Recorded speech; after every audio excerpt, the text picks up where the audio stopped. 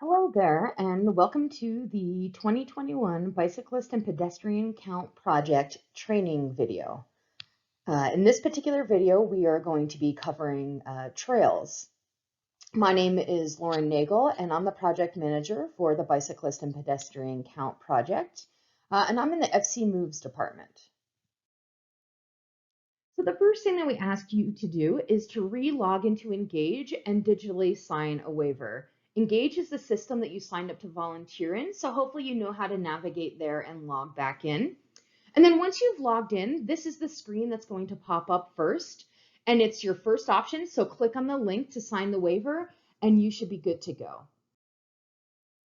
You might be asking yourself, why are we counting? Well, we're counting so that way we can better understand traveler behavior in our community. We also want to document any trends that we see. And then we are looking to also justify infrastructure investments that we've already made. And then we also want to generate the data in order to support the planning of future investments. This year, we're counting on two separate days, Tuesday, September 21st, and Saturday, September 25th. On Tuesday, we're counting from 7 a.m. to 9 a.m., and we're counting the intersections at that time. And then we're also counting from 5 to 7 p.m., and we're counting the trails at that time. On Saturday, September 25th, we're counting from noon until 2, and we're going to count both the intersections and trails.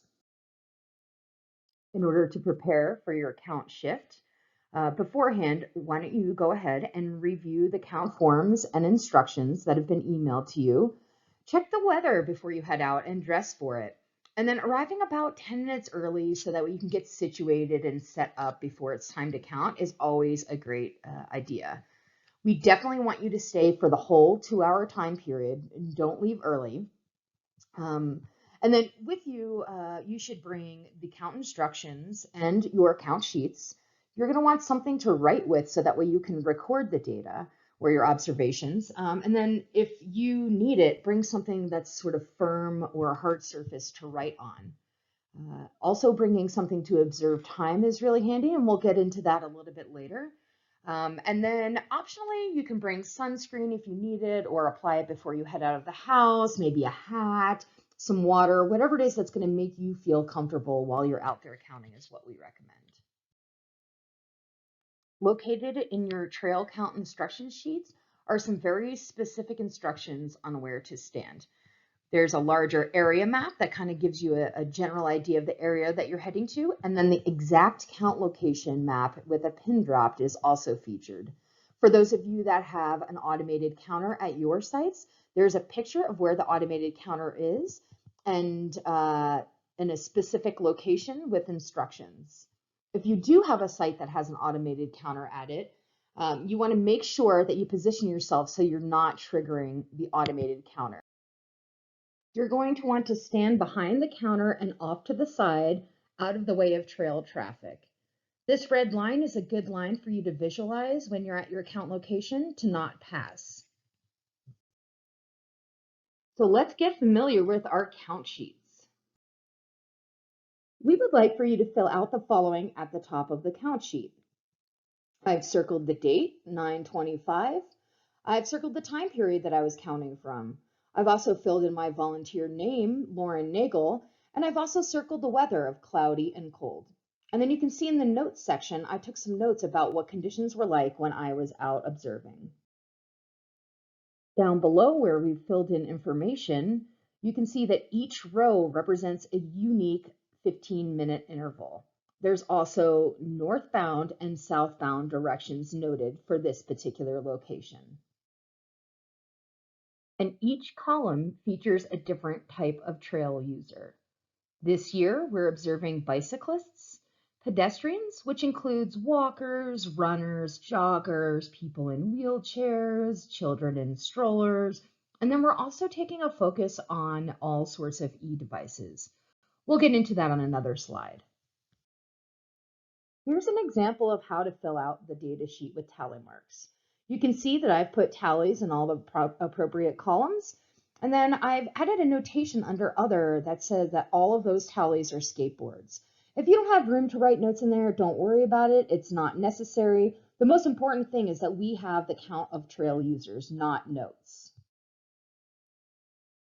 At the bottom of the tally sheet, please note the bicyclists wearing helmets. There are several columns to note the e-devices that we will be observing when we go out and count. It's not just e-bikes, it's e-bikes, e-scooters, one-wheels, and e-skateboards. Here are some examples of e-devices to help you. E-bikes have the presence of a motor or battery, so make sure to look at the bicycle as it's going by you to determine if it has these things. E-scooters feature a deck that people stand on and move forward. And then e-skateboards are a little bit harder to differentiate from a regular skateboard, but maybe listening to them or observing the behavior of the person on them can give you hints as to whether or not it's an e-skateboard or a regular skateboard. One wheels have a very particular look to them, so hopefully you can readily identify those. And then just to remind ourselves what our spin devices look like, the spin e-bikes and e-scooters both have the word spin on them and they're orange, and they should be pretty easy to recognize. The spin e-scooters are currently not allowed on our trails, but we want to make sure that if we see any of them on our trails that we note it down. We want you to count the number of people, not the number of bicycles. So what does that look like? If this particular family passes you by 5 times, how many cyclists do you think that you would record? The answer is 20 because there are 4 humans but 1 bicycle.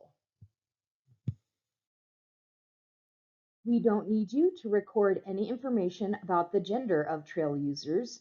And if you see any gas-powered devices, those shouldn't be counted under any e-device. If you want to, you can write a note on the side of your data sheet. But other than that, we don't need you to record the number of gas-powered devices you see. Sometimes it can seem like it's just too much to capture everything. Capture all the information that you can, but the total count of trail users is what's most important. We ask that you return your count sheet as soon as possible after you get done counting. You can opt to text a clear picture to this phone number. You can email a scanned copy or picture of your count sheet to this email address. You can also fax in one of your count sheets, or you can drop it off or mail it to us at 281 North College Avenue. Thank you so much again for your volunteerism. We couldn't complete this project without you.